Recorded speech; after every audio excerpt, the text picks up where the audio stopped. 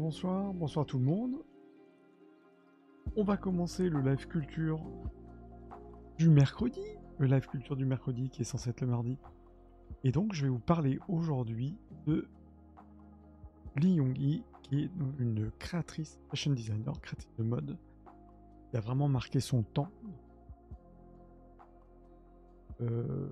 Fashion culture et la création notamment de hanbok. Voilà. Ouais, incroyable. On commence dans une minute, à tout de suite.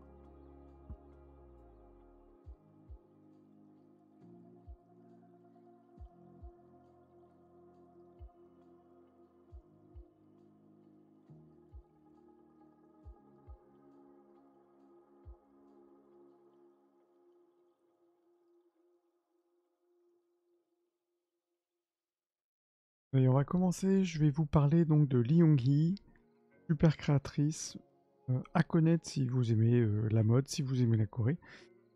Et pas déçu. Vous allez voir, c'était vraiment une créatrice, je dirais, qui a marqué son temps et qui le marque encore aujourd'hui d'ailleurs. Parce que on est vraiment sur un mouvement. En tout cas, elle a lancé un mouvement, on va dire. Donc je vous le lance tout de suite le live. Je vérifie parce que j'avais fait une vidéo de l'exposition. Voilà. Installez-vous.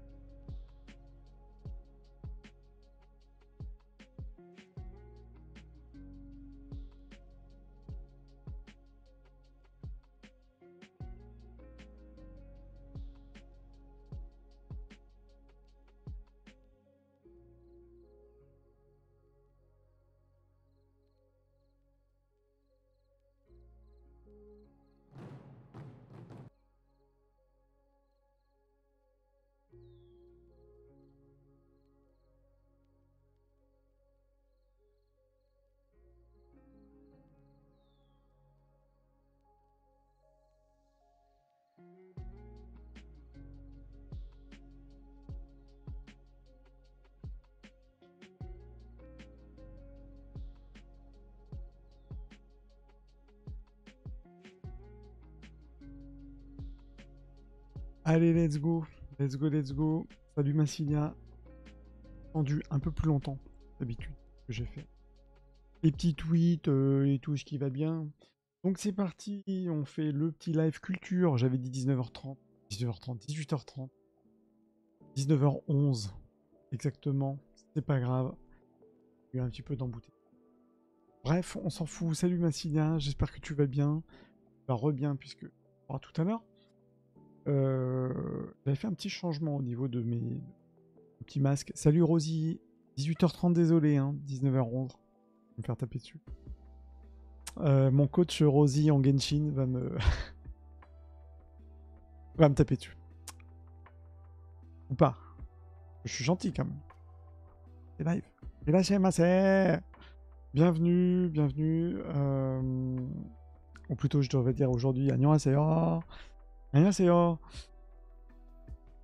Très bien. Et ben voilà, si ça arrange tout le monde, c'est très très bien. Finalement, pour ça je disais tout à l'heure, 18h30, 19.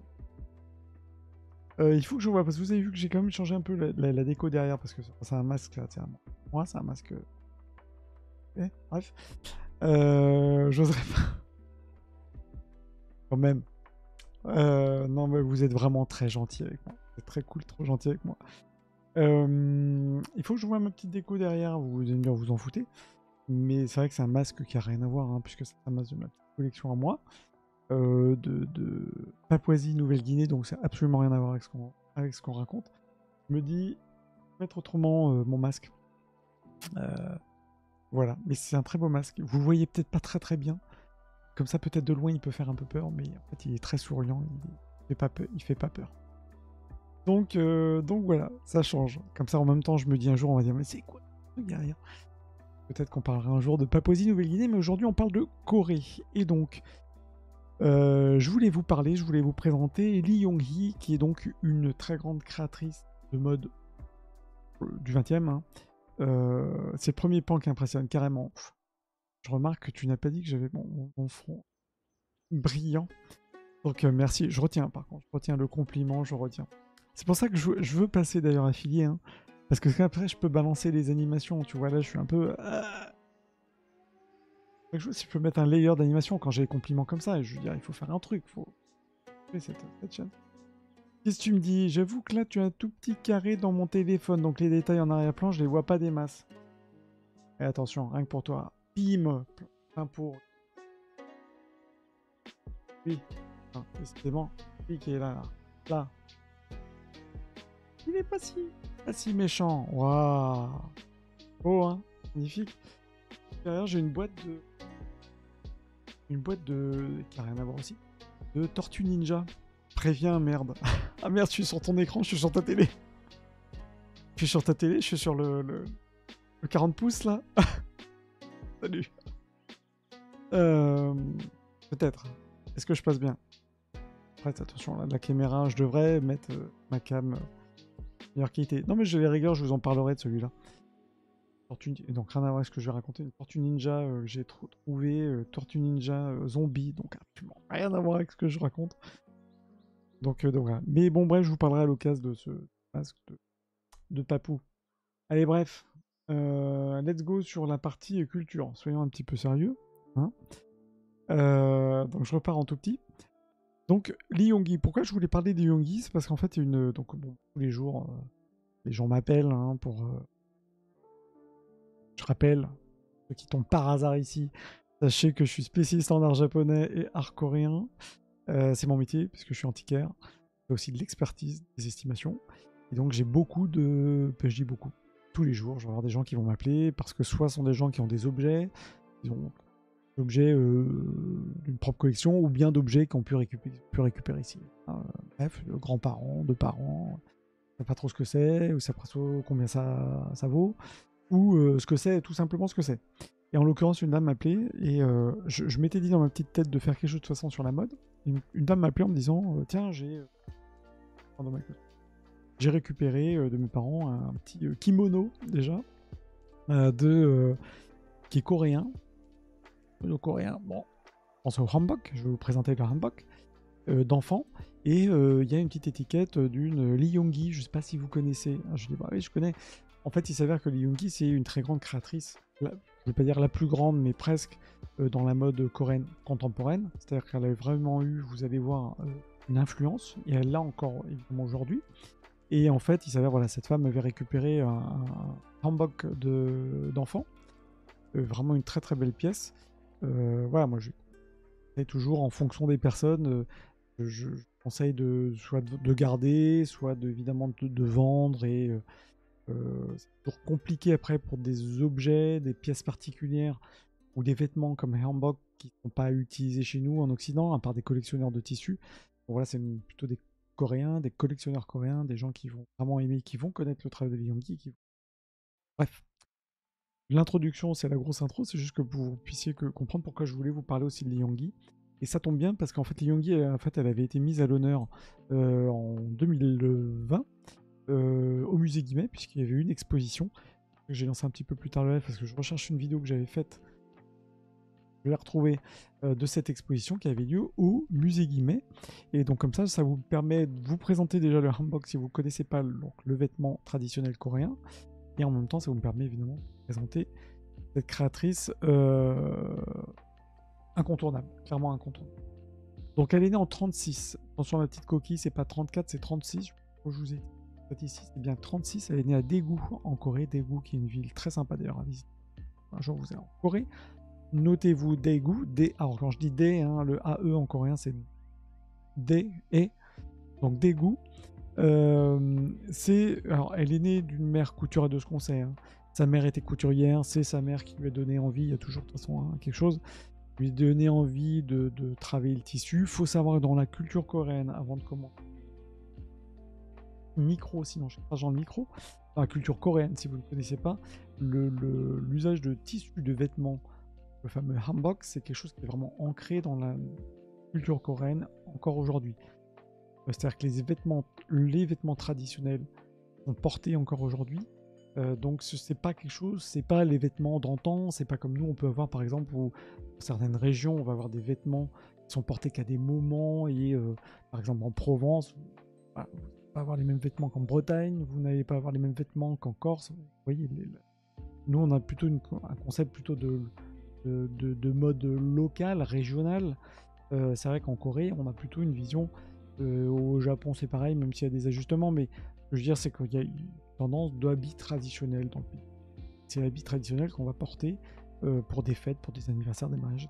C'est quelque chose qui est toujours porté. Il faut bien comprendre ça, c'est juste on vient pas, la mode, c'est pas juste l'habit traditionnel. Il faut dire que c'est déjà ancré culturellement dans le pays. Et il s'avère donc qu'elle a été, évidemment, elle a baigné là-dedans. Elle a, je résume, c'est toujours un peu compliqué de vous présenter quelqu'un tout le parcours de quelqu'un. On a live qui va faire même pas 1 heure, donc l'idée c'est de vous donner des billes aussi pour que vous puissiez aller voir aussi son travail. Et sans pencher plus là-dessus, elle est quand même diplômée de design textile, je crois plutôt spécialisée même dans la teinture, université de femmes Sungshin, en sachant qu'en Corée vous avez des fameuses universités de femmes qui sont des universités très reconnues. Et donc Sungshin c'est comme ça qu'elle a fait en tout cas ses premiers pas. Et puis après, je sais qu'elle est venue à Paris, mais c'est vraiment à l'âge de 40 ans, comme je le dis, elle a ouvert sa première boutique de hanbok à Séoul. Donc, elle n'est qu'à 40 ans. Donc entre-temps, oui, il y a eu quand même un petit parcours.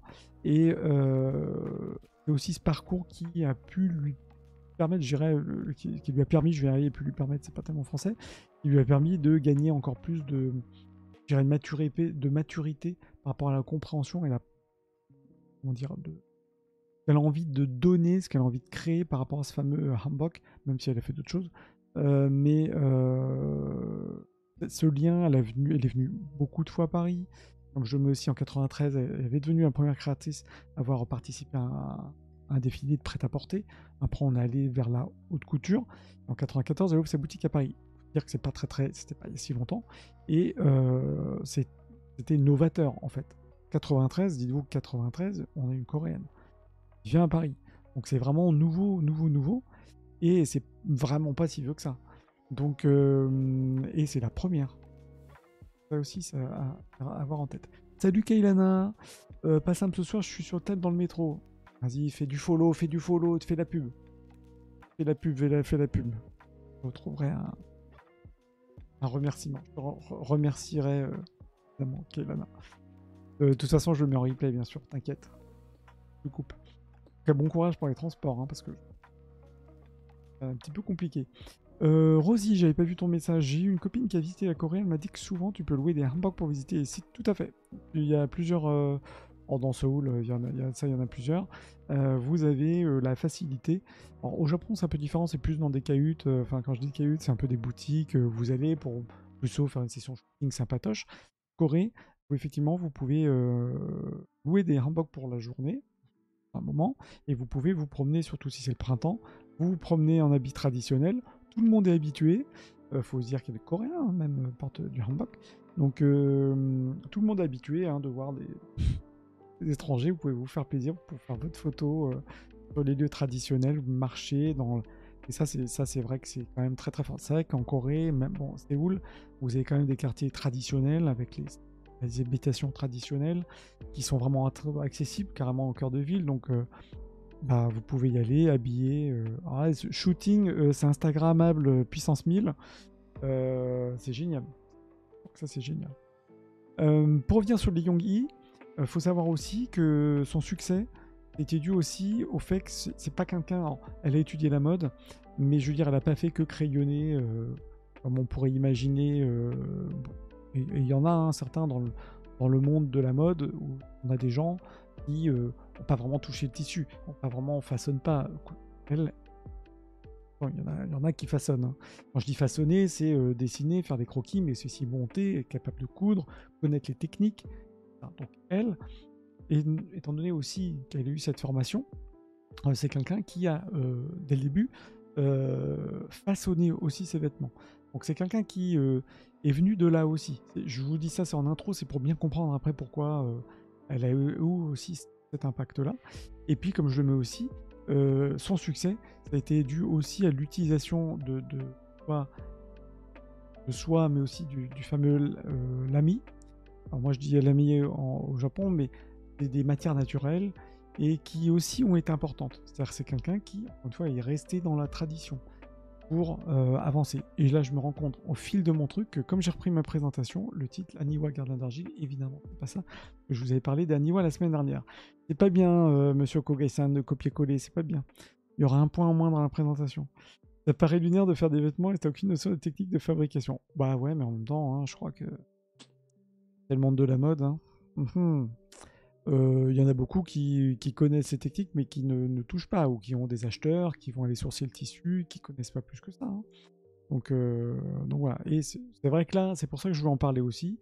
C'est que Lee Young-hee, elle fut dévouée vraiment à la préservation. C'est traditionnel et c'est vraiment quelqu'un qui derrière a eu encore une fois cet impact. C'est pour ça que je pense qu'elle a eu encore une fois ce poids dans la mode, parce que c'est quelqu'un qui, savait designer, dessiner l'habit traditionnel tout en s'inspirant de ce qu'elle pouvait voir dans la mode occidentale, et en même temps, elle savait effectivement comment ça se fabriquait. Clairement. Donc je vous ai mis ici, là le titre est bon. Le hanbok entre tradition et, j'ai pas envie de le dire parce que c'était trop facile, mais bon, vous comprenez de quoi je voulais dire.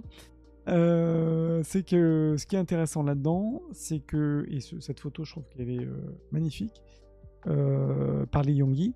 Donc là, on est vraiment sur des codes de couleurs purement coréens, vous voyez.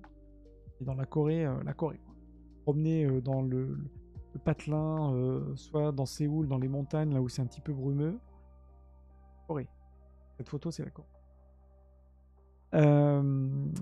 Et c'est fou. Rien que cette photo, j'ai l'impression d'y être.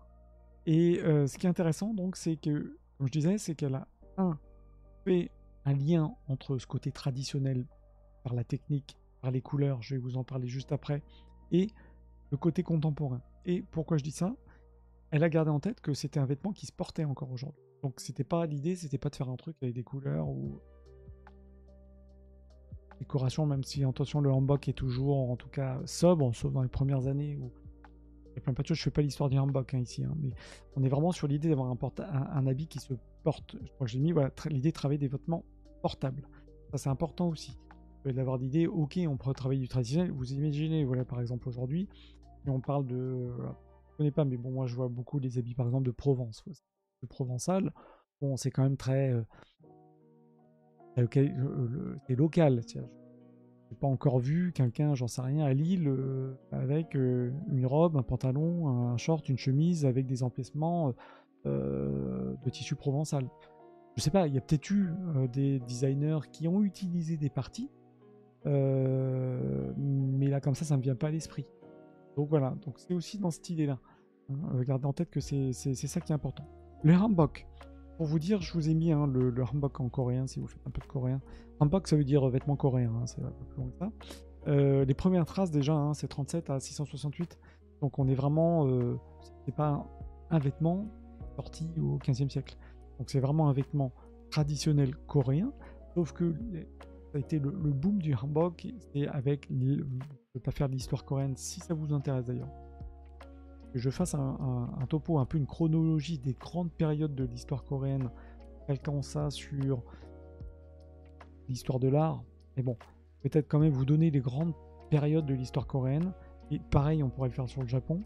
C'est quelque chose qui vous intéresse, je vous laisse me le dire après en commentaire. Ici sur YouTube ou en DM, dites-moi si c'est un truc qui vous intéresse. Donc c'est plus un truc moins histoire de l'art. Mais si ça vous intéresse, ça va être pas mal. Donc juste là-dessus, dites-vous que le boom du hanbok, de l'habit, c'est à partir du XVIe siècle. Parce que chez nous, c'est un peu pareil, voilà, c'est post-Moyen-Âge où on a eu... il y a une vraie notion du vêtement, l'histoire du vêtement a commencé à vraiment s'écrire. Là, on est pendant la période de Joseon. Joseon, c'est une période dont on entend très souvent parler. Il faut dire que Joseon, c'est une période qui court de 1792 à 1910. Hein, donc, avec le grand écart, comme Massilia fait très bien le grand écart, j'en suis sûr. Et Joseon, grande période. Tous les dramas qui se passent pendant Joseon, voilà. Le Joseon du XIVe siècle et puis le Joseon du XXe siècle.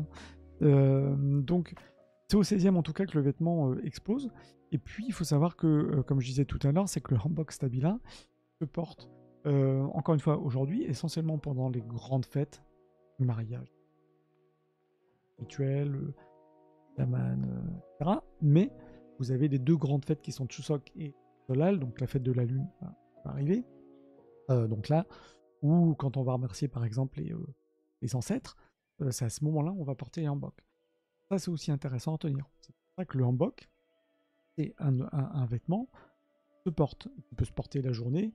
Comme tu le dis, c'était Rosie, on peut louer pour se promener. On peut encore une fois avoir un hanbok à porter tous les jours. Quoi.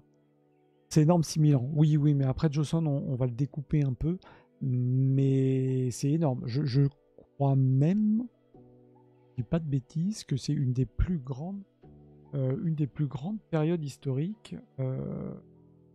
En plus, une période où, après attention, il y a eu des histoires de familles qui se tapaient dessus, mais on n'est pas du tout sur des batailles de clans comme on a pu avoir. Il faut que je me remette dans mes cours d'histoire de Corée, mais on n'est pas du tout sur le même terrain que par exemple au Japon, où on est sur des grandes périodes de guerre, les clans franches, pas du tout. Donc c'est effectivement une grande période. Je ferai, encore une fois, si ça vous intéresse, un live là-dessus, sans rentrer dans un cours d'histoire barbant. Moi-même, ça me barbe, mais de faire un topo sur des grandes périodes comme ça, avec les grands noms, les grands moments clés, quoi, en gros, les fiches de l'histoire coréenne. Vous préparerez ça si ça vous, encore une fois, si ça vous tente. Je précise aussi que les couleurs et les styles du hanbok peuvent varier en fonction de l'âge, du statut marital, etc. Donc je vous montre ça justement après, avec deux illustrations. Une première qui montre d'ailleurs, tiens, c'est un petit compte qui est très sympa à suivre sur Instagram ou autre, qui s'appelle Domeyo, c'est deux illustrateurs en Corée. Ils font plein de choses comme ça en aplat de couleurs.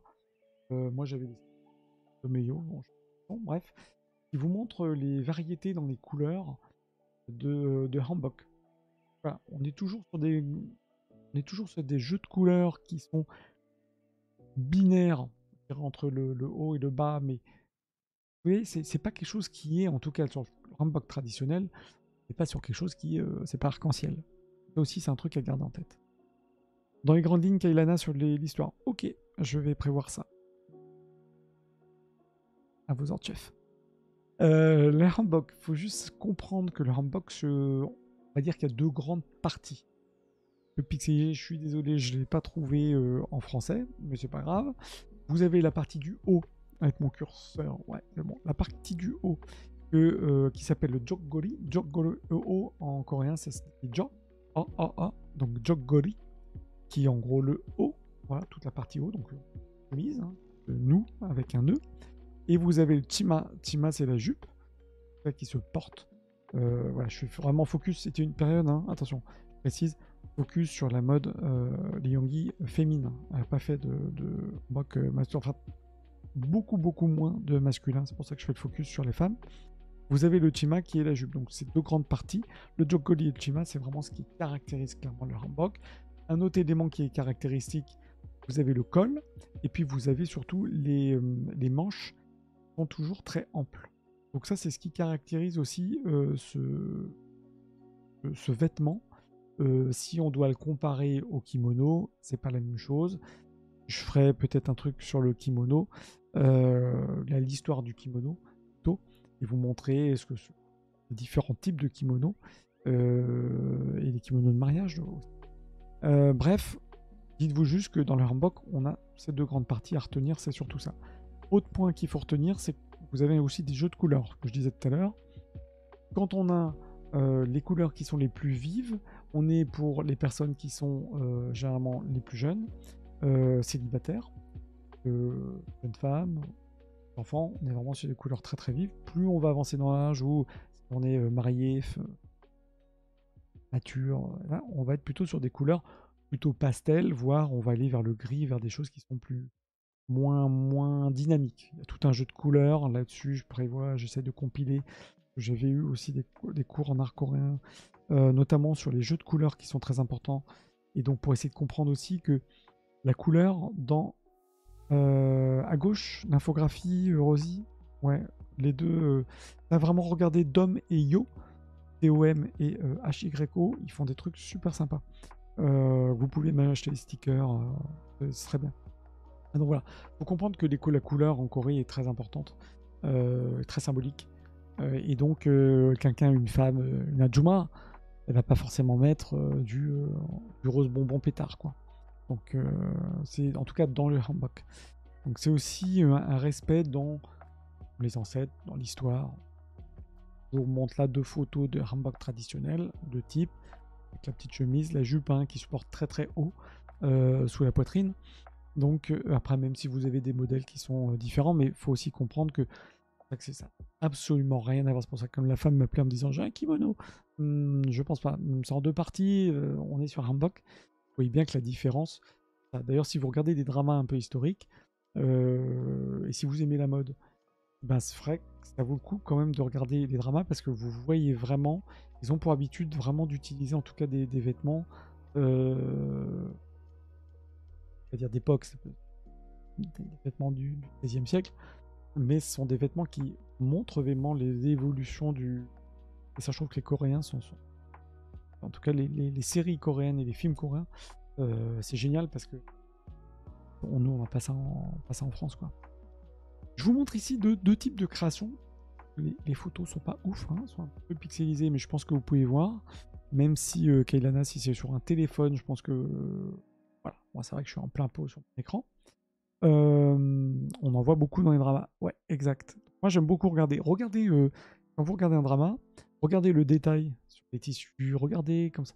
Ça va vous donner des inspirations, ça va vous donner des... vous allez découvrir un truc. Et justement, je fais le lien avec ce que je disais hier ou avant-hier sur l'histoire des vêtements dans Genshin, par exemple. Ok, on sait que Genshin, c'est labo chinois, mais il y a beaucoup de Coréens aussi qui bossent.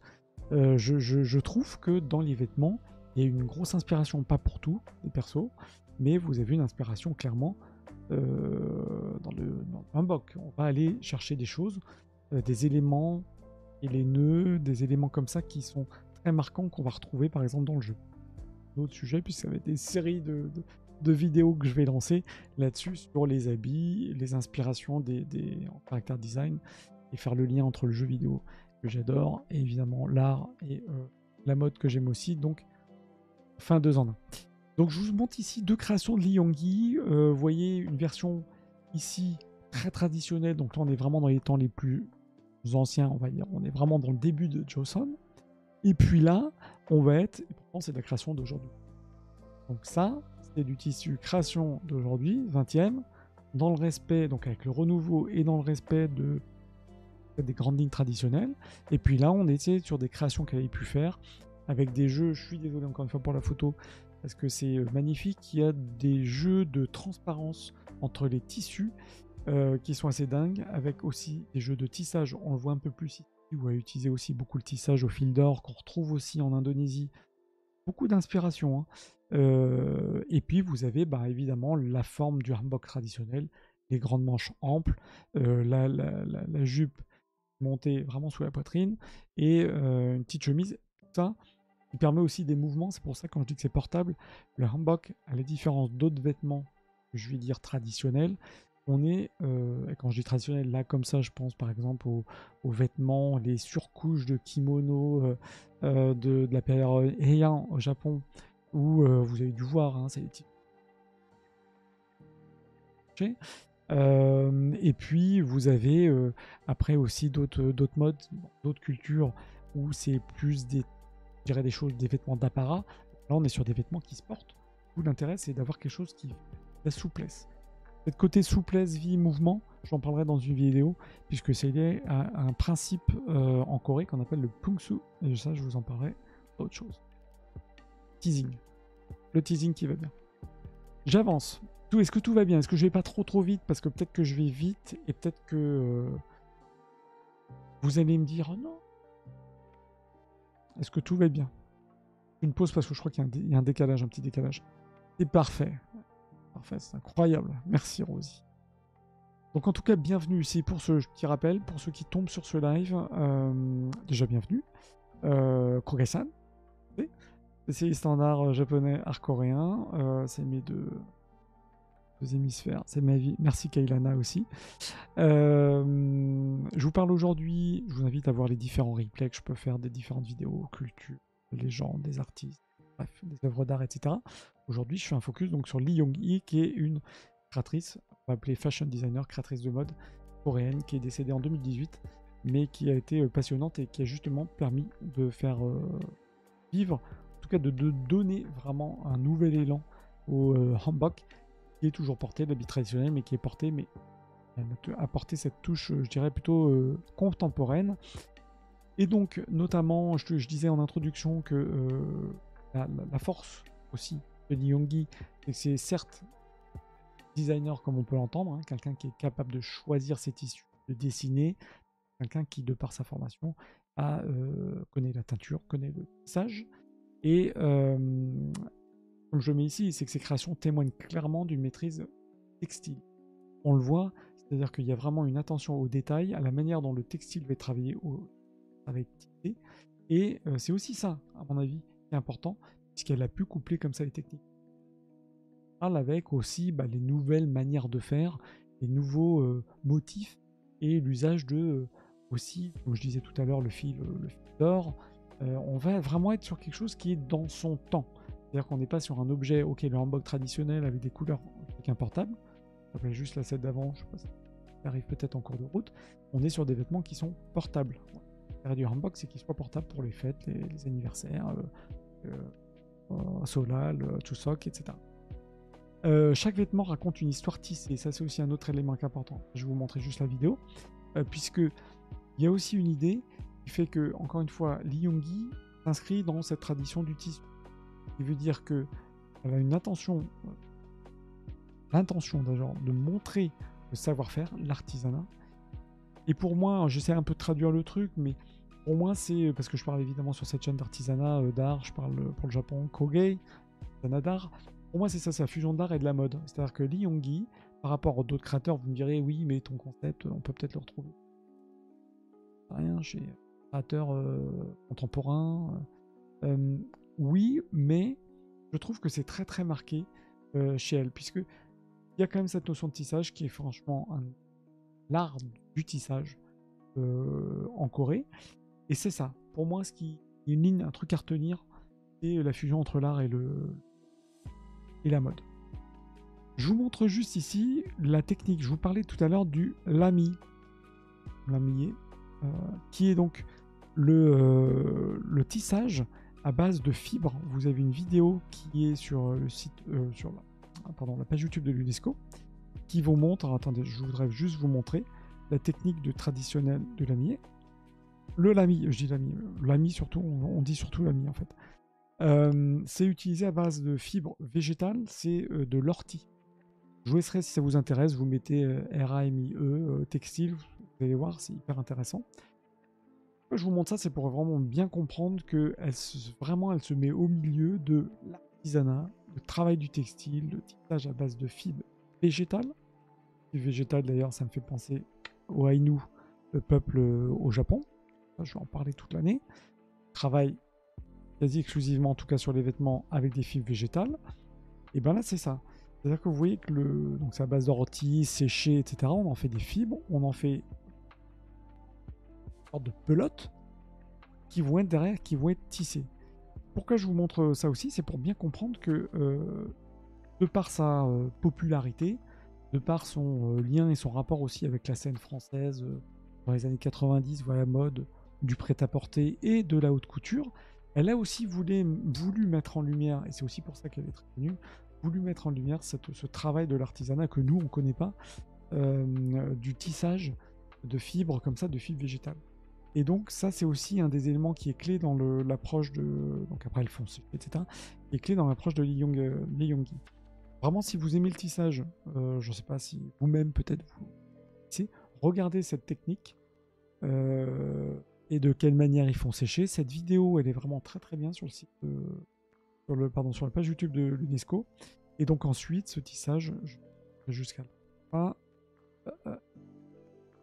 Bon, après, les fibres hein, sont tirées pour en faire carrément des fils hein, et puis, du tissage. Voilà, sur un métier à tisser. Et vous vous rendez compte que pas du coton. Voilà. C'est-à-dire que ça se travaille exactement comme les fibres que nous on utilise. À la particularité, c'est que vous voyez cette fameuse trame qu'on voit, ce jeu de transparence que vous pouvez voir là, je pense, sur la vidéo, qui est vachement bien et qui est vraiment propre à la Corée. Vraiment un truc. Et justement, ce jeu de transparence, pour ça ici, mais malheureusement, encore une fois, la photo n'était pas très quali. Évidemment, là, on va avoir des soies et des. J'ai plus le nom du tissu, mais ça va me revenir. Qui est comme ceci, mais vous avez aussi des soies. Elle va jouer vraiment sur des jeux de transparence en fonction de la soie ou de la mie. On va faire comme ça des jeux toujours dans les mêmes teintes. Et c'est vraiment aussi ce travail, je trouve, de textile qui est très très beau. Je vous montre ici des exemples. Un exemple en tout cas contemporain, c'est d'avoir des photos. C'était l'exposition, je ne sais pas si vous êtes allé, c'est en 2020. Et vous avez eu l'occasion d'y aller. Vous avez eu de la chance, parce que je pense qu'on n'est pas prêt de revoir une très belle exposition comme celle-là. Je crois qu'il y a eu un catalogue hein, qui avait été fait. Cette exposition s'appelait, je vais arrêter de bouger mon curseur, ça s'appelait L'étoffe des rêves au musée Guimet en 2020. Regardez, je vous ai mis une photo ici. Moi aussi, j'ai repris des photos et un film. Je vais essayer de le retrouver. Je vous mettrai limite dans la description du replay. Mais c'était vraiment une super belle exposition. J'avais fait des photos. Et donc ici, je vous montre aussi là, parce que vous voyez ce léger, voilà, ce jeu de transparence. Pour moi, c'est aussi ça. C'est-à-dire que le jeu de transparence, on est sur vous voyez un hanbok qu'on reconnaît par la petite chemise, la jupe portée assez haute, avec les deux, en plus, donc encore une fois, deux éléments, des éléments de texture, plutôt de transparence, des éléments de tissage, propres à Lyonggi, avec des motifs qui sont là pour le coup contemporains. C'est quelque chose qui est contemporain, avec un élément, une jupe pardon, qui est plutôt proche du corps. On est sur des manches qui perdent un peu en amplitude, mais pour avoir quelque chose qui est carrément portable, peut-être pas forcément pour aller faire ses courses, hein, ou pour manger son kimchi, mais au moins pour mettre l'habit du dimanche, quoi. Donc vous voyez aussi le truc, quand on parle d'un habit traditionnel, voilà, on se rend compte qu'il est plus pour une fête, et là c'est vraiment porté. Tu l'as pas vu cette expo, a été vraiment top. Donc je vous ai mis quelques photos ici. Qui vous rendent compte. Alors, regardez, pareil, vous mettez Étoffe des rêves, musée Guimet, je crois qu'il est en ligne.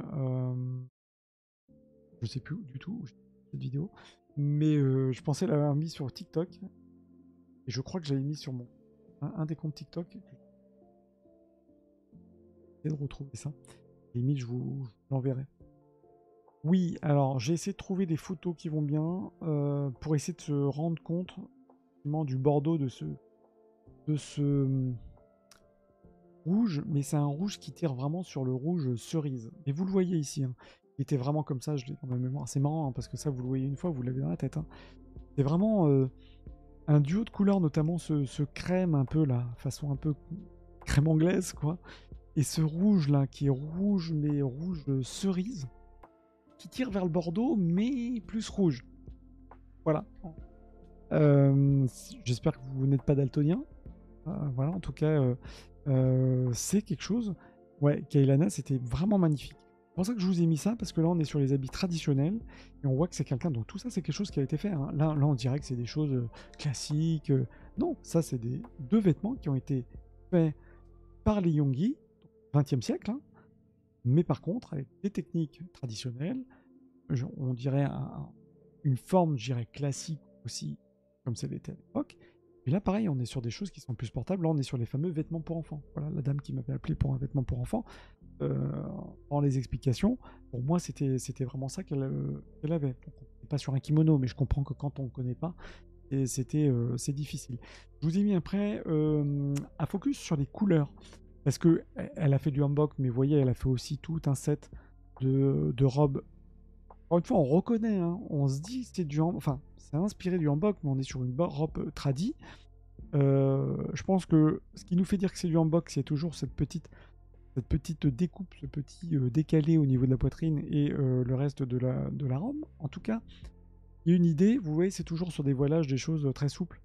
C'est incroyable, vous vous rendez compte, hein, je suis à deux doigts d'être capable de vous vendre carrément une robe de...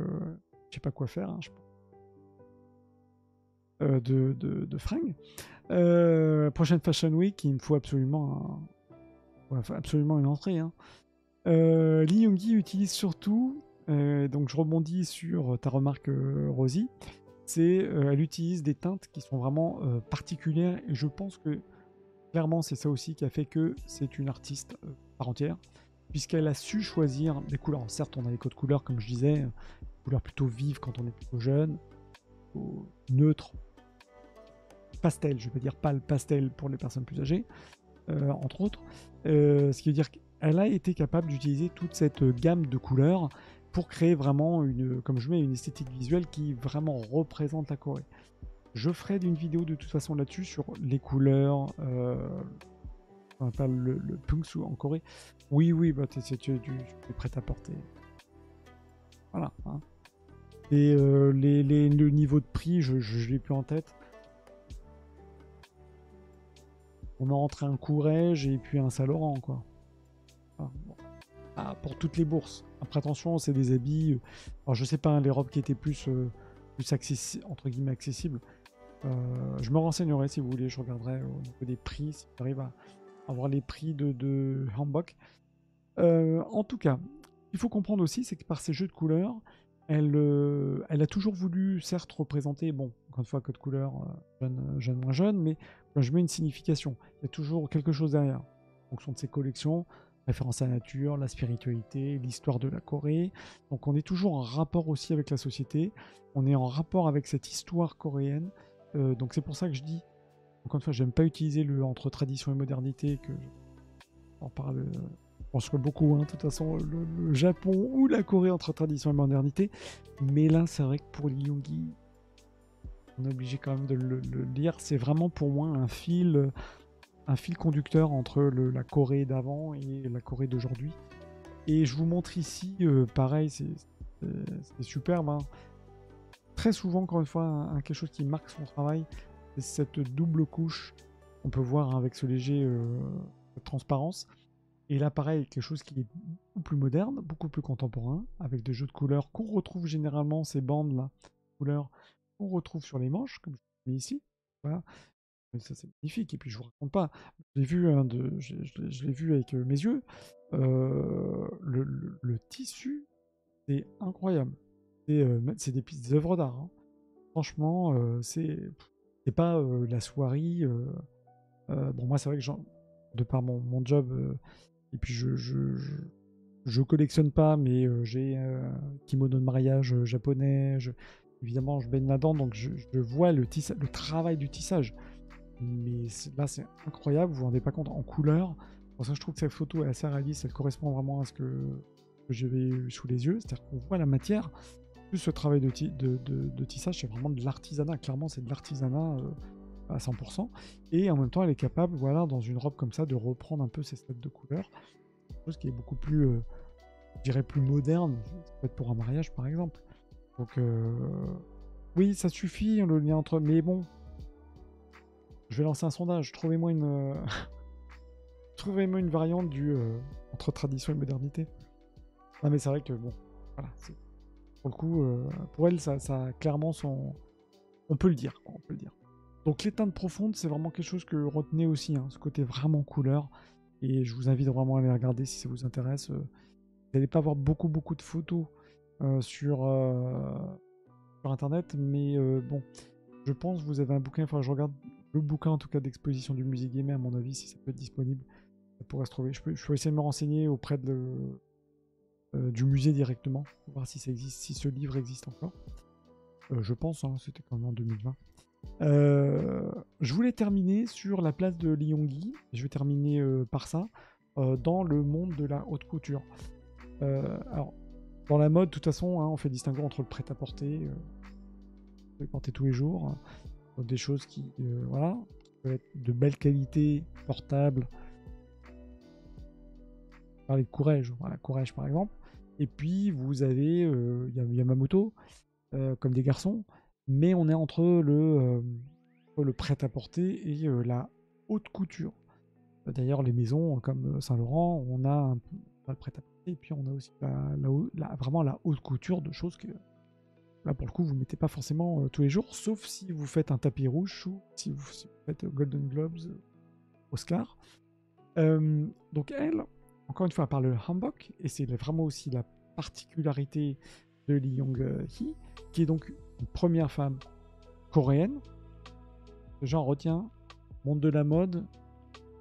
Là, j'ai pas fait des slides là-dessus. On est sur une femme coréenne qui a réussi à faire du bruit, à se faire connaître sur le marché mondial de la mode avec un vêtement traditionnel. Elle n'est pas venue à faire du jean, ou elle n'a pas fait des séries comme Vuitton et Pharrell Williams, mode cowboy. Non, elle est venue avec tout son savoir-faire de mode, avec cet habit traditionnel de hanbok. Ça, c'est vraiment quelque chose qui est très important à comprendre.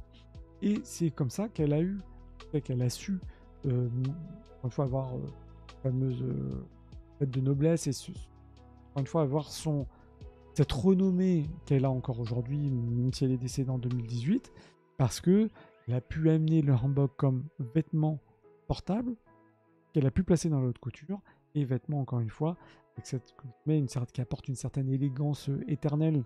J'ai essayé de trouver une variante, hein, entre tradition et modernité.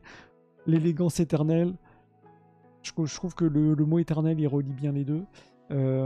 Et puis tout encore une fois, avec ce fil conducteur qui est l'artisanat, du tissanat, la technique de tissage et traditionnelle coréenne. Et donc vous voyez, tout ce petit mix a fait que c'est aussi pour ça que Yoongi, bah, c'est pas n'importe qui. Et j'aimerais, en tout cas j'espère qu'elle sera mise un peu plus en avant, parce qu'elle le mérite clairement. Je vous montre là, donc ça c'était un de ces derniers, je dis pas de bêtises, un des derniers défilés de couture.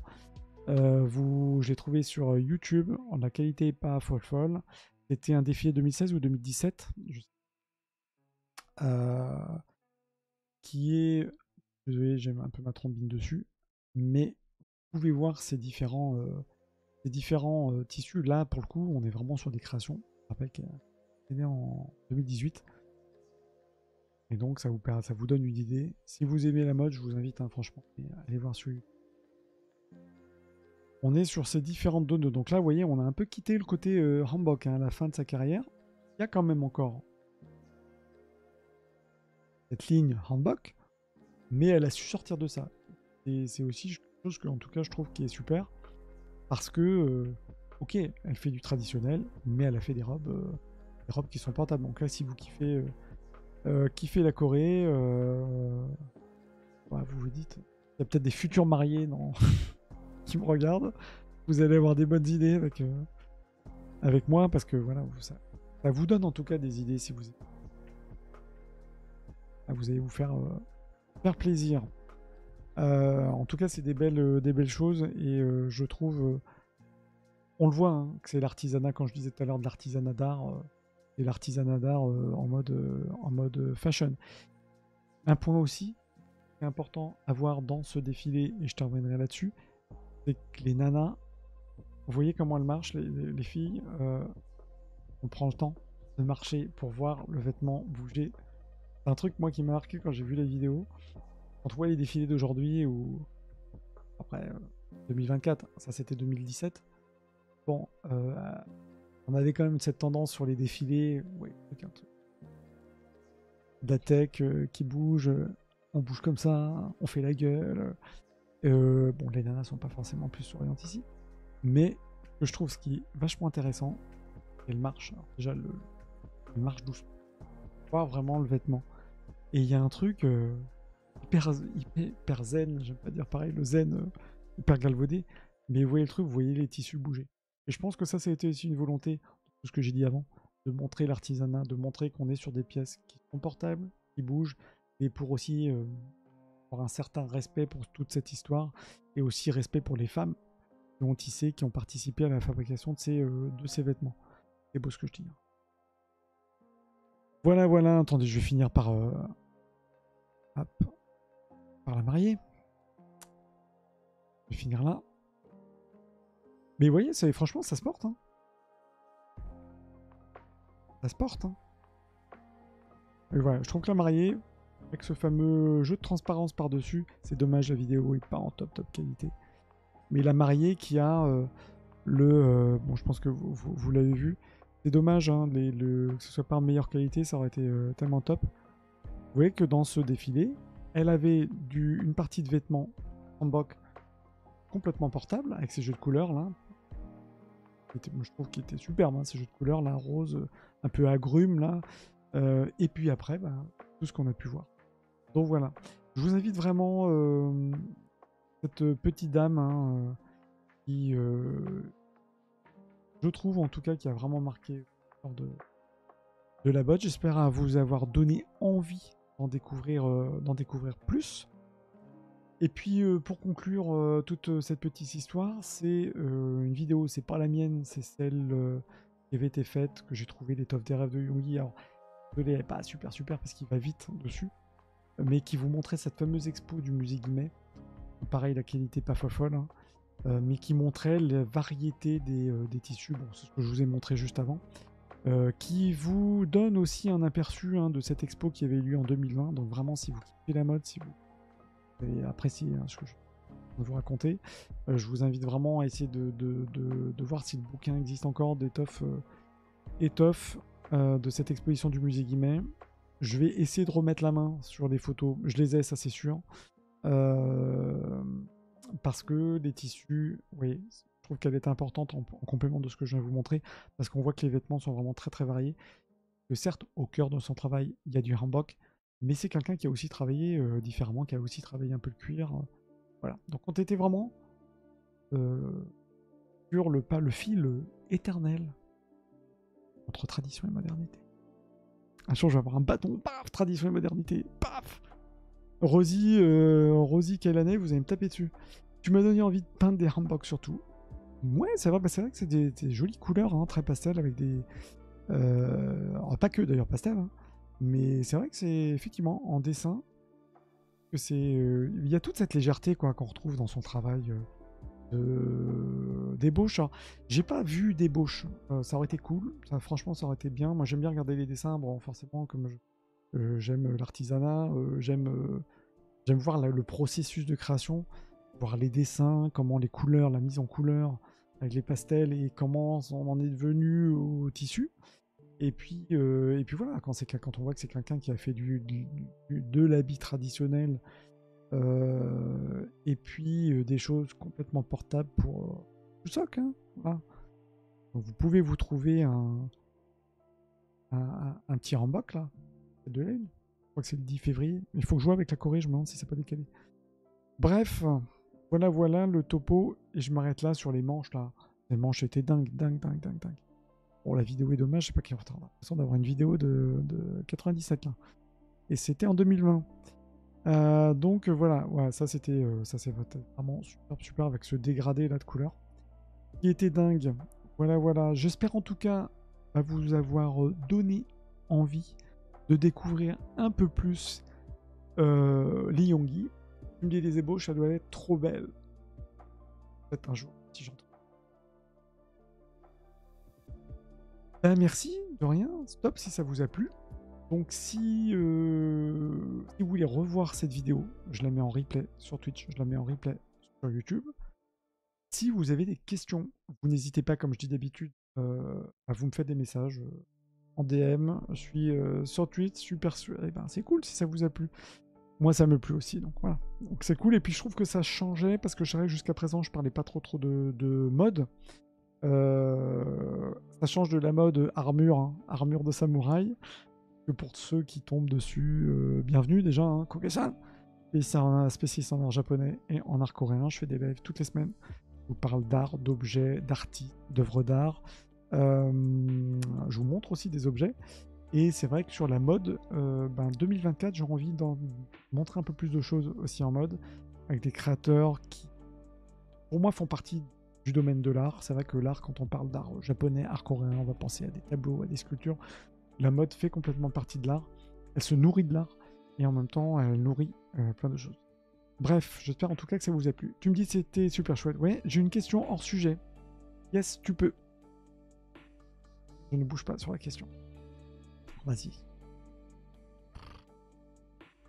J'avais mis des sons, je vais mettre ça. Je regarde le replay, oui, bon, Massilia, oui. Je verrai bien de toute façon. Ceci délai. Hanbok. Peut-être un truc sur le Hanbok homme. Bon, elle, on en a fait très peu. Combien de temps il faut pour voir l'expo Ainu? Ah oui, alors là, sujet complètement autre. Alors, l'expo Ainu, je vais vous montrer le site pour ceux qui ne savent pas de quoi qu'on parle. Je vous mets juste et puis je te réponds. Il y a la Japan House London. Donc Japan House London, on part au Japon, qui est donc situé sur Hyde Park. Si vous voyez Londres, vous regardez la carte de Londres, à l'ouest de Londres, vous avez Hyde Park à l'ouest d'Hyde Park, donc vraiment sur l'angle gauche, vous avez Kensington, je pense que je ne peux pas être plus précis. Kensington est vraiment quasiment à l'angle de Hyde Park. Vous avez cette fameuse Japan House London qui est un lieu culturel sur l'art du Japon. Et vous avez en ce moment une exposition sur les Ainu. Ainu, donc nos peuples chouchous. Bon, depuis un moment, mais c'est vrai que 2024, j'ai envie de travailler là-dessus. Et donc, il y a une exposition à voir. Et celle-ci. Et donc, pour effectivement répondre à ta question, alors moi, je l'ai fait. Alors, j'étais avec mes enfants, donc ados, hein, donc même s'ils ont tendance à quand même à regarder les choses, je me suis pas posté sur tous ces écrans de vidéos qu'on voit. Donc, on l'a fait, franchement, 45 minutes, 3 quarts d'heure. Franchement, 3 quarts d'heure, 1 heure, tu la vois. Tu es libre, hein. De toute façon, tu es libre, tu peux te promener. Ça va dépendre si tu t'arrêtes. Si tu veux t'arrêter, lire tous les cartels, franchement, une heure, c'est super. Si tu veux vraiment t'arrêter, profiter de regarder les vidéos sur les écrans, parce qu'il y a des vidéos comme ça où on voit la manière dont ils vont façonner. Ça, je ferai un truc de toute façon là-dessus. Regardez un peu là, il y a aussi la boutique, hein, parce qu'il y a la boutique au-dessus, quand vous arrivez au rez-de-chaussée, c'est un rez-de-chaussée boutique qui est vraiment bien aussi. Là, facile la boutique, même si tu n'achètes pas, déjà tu passes facilement une demi-heure à regarder les boutiques. Et l'expo, tranquille, 1 heure, tu veux prendre ton temps à regarder tout, je dirais 1 heure et demie. Voilà. En tout cas, allez-y. C'est une vraiment très belle expo qui dure jusqu'au 21 avril. Donc, vous avez vraiment le temps d'y aller. Je vais faire des focus sur le peuple Ainu régulièrement. Je ne vais pas dire j'en fais un, mais je vais en faire régulièrement. Donc, de toute façon, ceux qui n'ont pas la chance d'y aller, je vous montrerai des choses. Hein, les fameux tissages aussi, à base de fibres. Je vous montre la petite vidéo que j'avais postée là sur TikTok. Et celle-ci, cette exposition, vous voyez un petit peu plus. T'as vu, j'ai quand même bien répondu. J'ai fait la réponse qui va bien. Vraiment top. Hein. Je vais pouvoir rester longtemps à Londres, juste une journée aller-retour probablement. C'est juste pour essayer de cumuler d'autres choses aussi. Ah, tu peux pas faire une petite nuit? Bon, après, aller-retour à Londres, ça vaut le coup. Alors, à Londres aussi, j'en profite. Je pense pas. Oui, vous voyez les Ainu.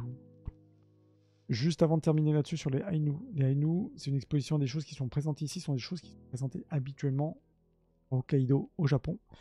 Donc il n'y a pas d'exposition Ainu. Enfin, je veux dire, c'est pas. J'ai pas eu la réponse, mais ça va pas être une. J'ai pas eu la réponse. En tout cas, ils m'ont dit sans juste pouvoir me le préciser, mais clairement, c'est que c'est une exposition, ce qui n'est pas une exposition itinérante. Donc, c'est un peu dommage. Mais je pense que tout ça, c'est des choses qui vont partir. Donc, je vais essayer de contacter la personne qui a participé notamment à des talks, à des conférences et nous, voir s'il n'y aurait pas quand même la possibilité, avec l'organisme, puisqu'il y a une grande fondation des Ainu, essayer de présenter en France. Je trouve que ça a tellement d'intérêt de présenter cet artisanat que ça vaudrait le coup de faire ça en France. Enfin, je ne sais pas si c'est possible, pas possible. En tout cas, l'exposition en question, c'est pas quelque chose. Celle-ci, on va la revoir. Si vous avez l'occasion d'aller à Londres, même une journée, ça vaut le coup. Juste pour rebondir, et je vais terminer là-dessus, je ne peux pas poser de congé, donc c'est le mieux que je peux faire avec les prix Eurostar. Ça dépend si tu es en vacances. Mais ça vaut le coup. C'est clair qu'une journée, franchement, ça le fait. Moi, j'ai déjà fait des allers-retours, notamment chaque année, on a un salon céramique, et pas que céramique japonaise. Le céramique, une foire, on va dire, une foire de céramique contemporaine. Beaucoup, quand je dis beaucoup, c'est on avait 8 sur 10 qui font du raku, qui vont faire de la céramique classique. Vous avez quelques céramistes coréens, et bon, beaucoup de céramique japonaise. Et ça a lieu à Londres. Ça, je pourrais peut-être en parler. Et je l'avais fait en une journée. Vous prenez l'Eurostar le matin, tac, vous arrivez, vous êtes tranquille. Vous faites en plus céramique à côté de la gare. On peut le faire à pied. Complètement faisable hein, de faire un Paris-Londres. Vous faites votre promenade, vous allez sur Kensington, Japan House. Tout à fait gérable, madame. Et quand on a, franchement, une exposition de cette qualité-là, et ce qui est bien aussi, c'est que c'est un parcours où vous êtes libre. Moi, les expos où on vous guide un peu, les trucs qui vous font chier, vous êtes obligé d'attendre pour voir la suite, c'est un peu chiant. Là, même les enfants, bon, moi ils sont plus grands, mais même des plus petits, ça peut leur plaire. La diversité de la Rainu, de toute façon, arrêtez cette vidéo parce que sinon vous ne regarderez pas mes lives. C'est quelque chose qui est très... Voilà. Bref, en tout cas, merci beaucoup pour votre présence, l'écoute. J'espère que ça vous a plu. On va mettre ma petite slide, ma petite vidéo slide de fin, je sais plus quelle était, sur Liyongi qui est là. Si vous avez des questions sur les Ainu, sur Liyongi, sur les différentes vidéos que j'ai pu faire, bah écoutez, c'est avec plaisir, je suis là pour ça. Merci Rosie. Demain, demain, je ferai un live sur une légende japonaise, une légende, une divinité japonaise, un être japonais très très fort. J'en parlerai demain, qui est inspiré aussi. Ça c'est demain, surprise. Demain 18h30, 19h, je pense qu'on va rester sur 19h, ça vous va ou vous voulez 18h30? Jouer une demi-heure. Peut-être 19h, hein, on refait comme aujourd'hui. Hein. Vous me direz. Donc là, on partira demain. On part au Japon demain. Légende japonaise. 19h demain, vendu. Comme ça, on fait ça. Et puis, le soir, Genshin. Genshin. Tout à l'heure. Donc, si ça vous intéresse, vous pouvez suivre mon petit parcours, mon reparcours. Il faut que j'arrive à arriver valider niveau 20, de ce que j'ai compris. Il faut que je fasse les abysses. Hein. Sinon, je vais zapper les abysses. On en reparlera. Peut-être que ma coach Rosie sera... Enfin, faut que tu joues aussi. En tout cas, merci beaucoup pour votre écoute. Je remercie encore le follow Chocolate Cool, qui est mon dernier follow Québec. Et puis, rendez-vous donc demain. Quelle que soit l'heure. Yes! Allez, bon appétit. Merci encore. Liyongi, je vous invite à aller voir le replay. Je le mets sur YouTube. Et même si vous avez des questions, comme je dis, hein, vous avez des questions, vous n'hésitez pas. C'est un grand plaisir pour rien. Ciao, ciao. Bon appétit. À tous. Attends, tu me dis quoi? Tu suis un compte japonais chez Sophie? Oui, faut aller chez Sophie. Go. Ciao, ciao. Je sais même pas d'ailleurs, tiens. Je peux faire des... N'étant pas encore affilié, Je peux pas vous envoyer chez Sophie. Les habits, ça fait envie, t'es bien. Tiens, attends, on va voir si je peux vous transférer chez Sophie. On profite, hein. Et je crois que je peux pas le faire. N'étant pas affilié, je crois que je peux. Bon, bah écoutez, allez chez Sophie. Vous lui dites coucou de ma part. Allez, bonne app. Et puis à tout à l'heure. Ciao, ciao.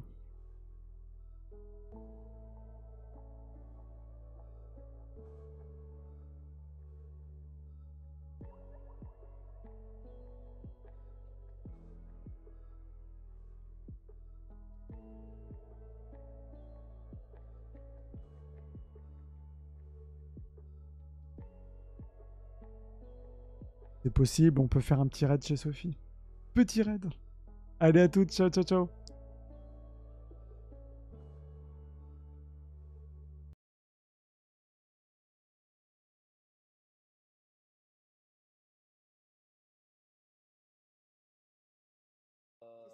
Comment ça à repérer en fait si la